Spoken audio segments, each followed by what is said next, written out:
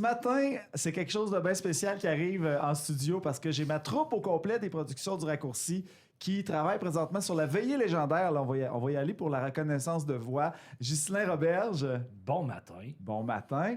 Comédien professionnel, originaire de... Du Témis, mais qui habite maintenant en Abitibi-Ouest. C'est ça. Claudel Rivard. Bonjour. Comédienne également, professionnelle. Toi, t'es à Rouyn-Noranda. Mais originaire du Témiscamingue également. Exact. Et on est full régional. Véronique Larouche-Filion. Bonjour, moi je viens de la Sarre, mais ça fait vraiment très longtemps que je suis à Amos. C'est ça. Et t'es auteur sur la veillée légendaire. Tout à fait. Puis là, ben...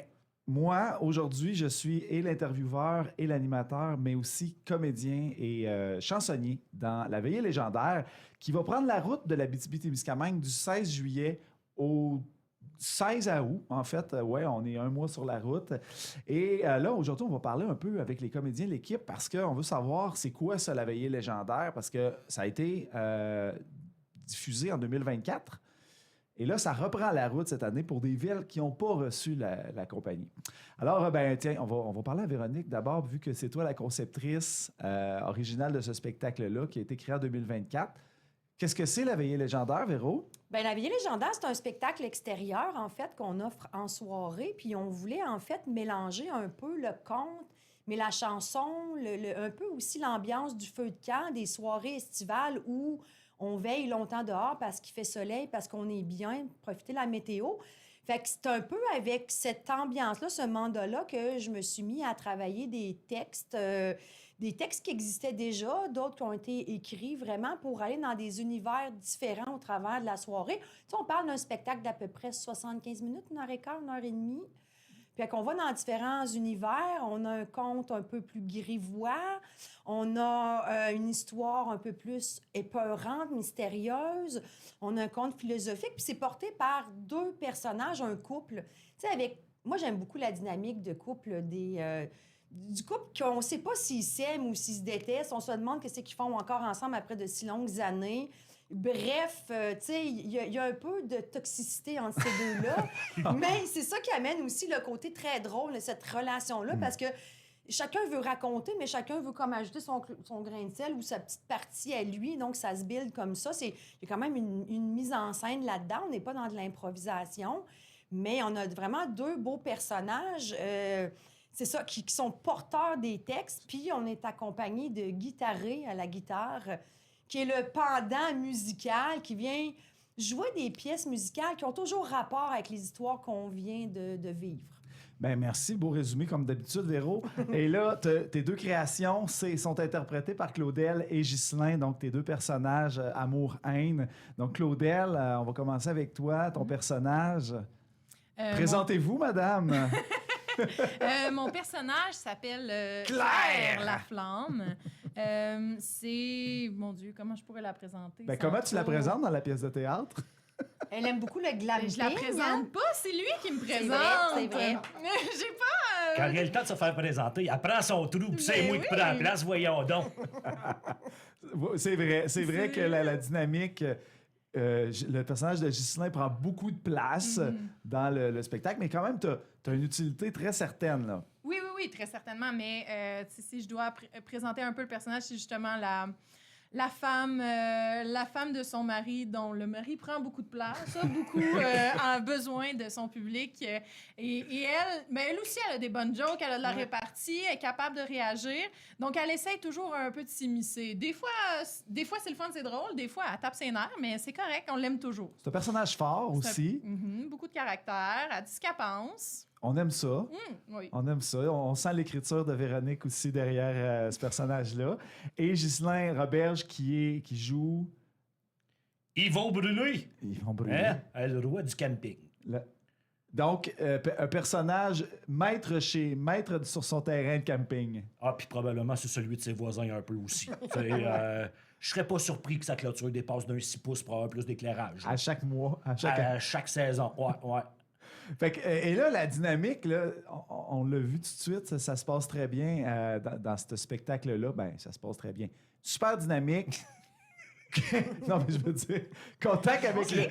Non, mais je veux Ça se dire- passe moyen, quoi? ou- Non, les personnages s'aiment pas toujours. Ah, Ouais. non, Non.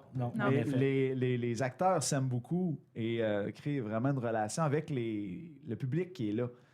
C'est quoi la relation? C'est parce que vous l'avez fait une saison complète. Qu'est-ce que vous avez remarqué comme contact avec les spectateurs?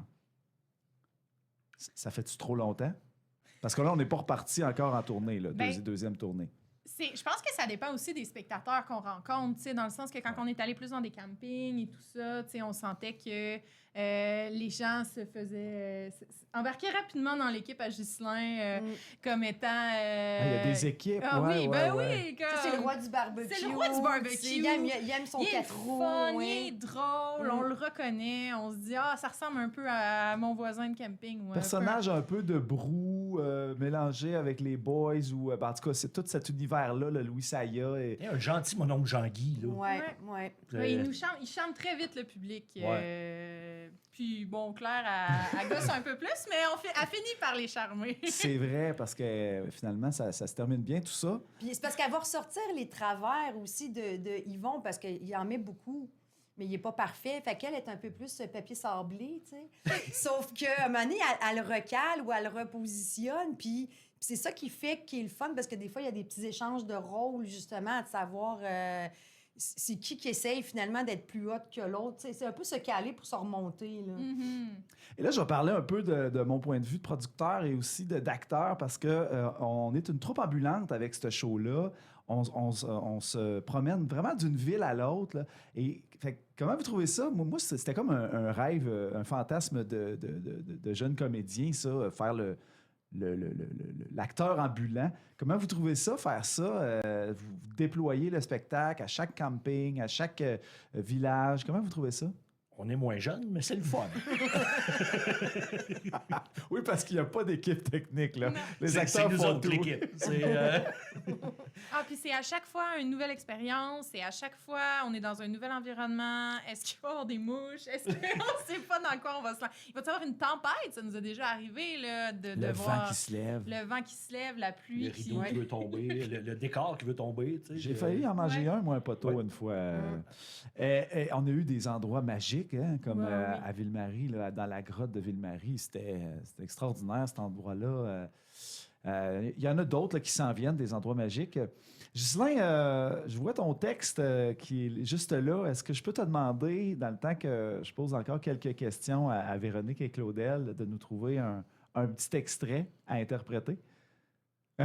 ça dépend à quel point tu veux qu'il soit salé ou pas. Ben oui, ben justement, c'est ça que je voulais demander à Véronique et Claudel.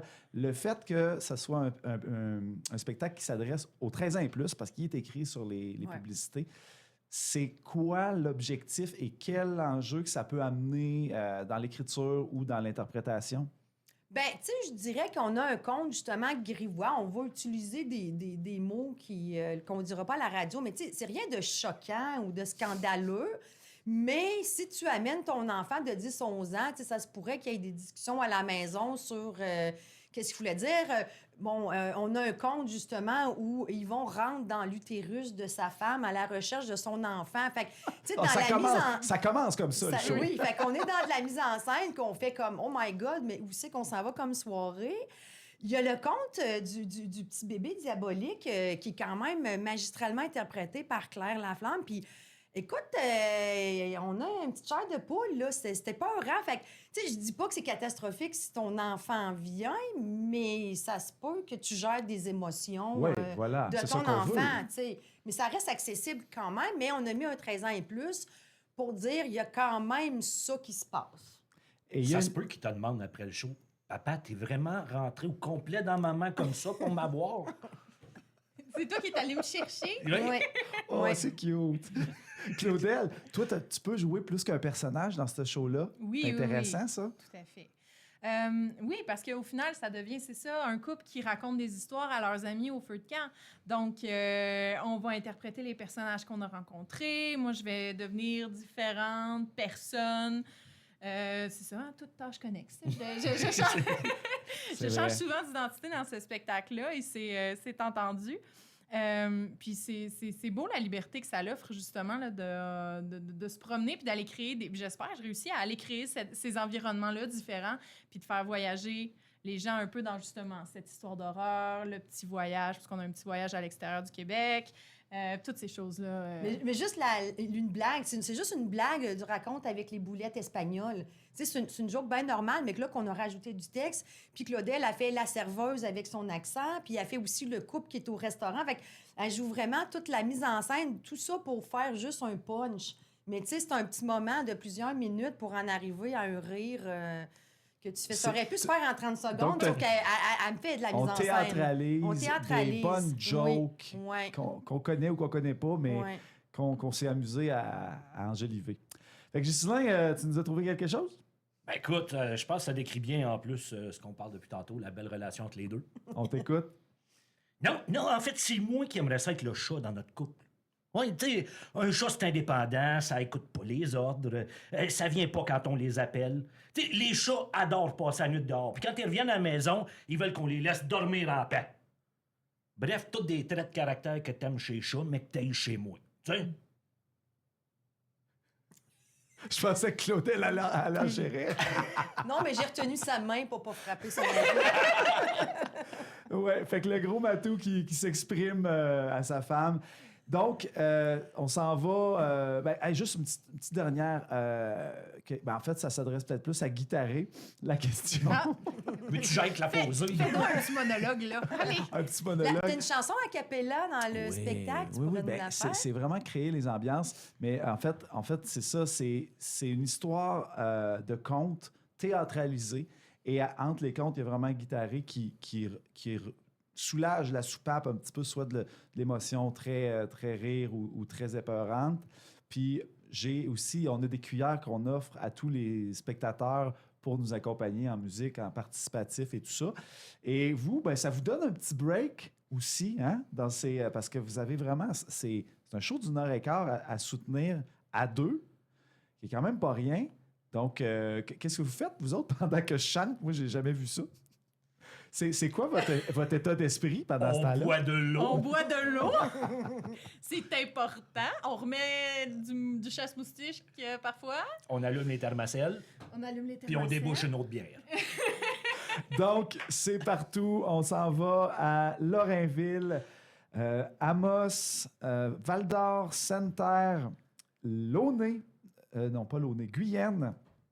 Et J'ai pas de la publicité aux places où on Relais. va pas, T'es obligé de vous engager. C'est ça. Ça a été dit. là, vous avez plus le choix. L'eau, Nomme-en d'autres. sachez-les. C'est ça. Et Relais. Appelez-nous. Et il nous reste quelques dates aussi de disponibles. Donc, c'est disponible.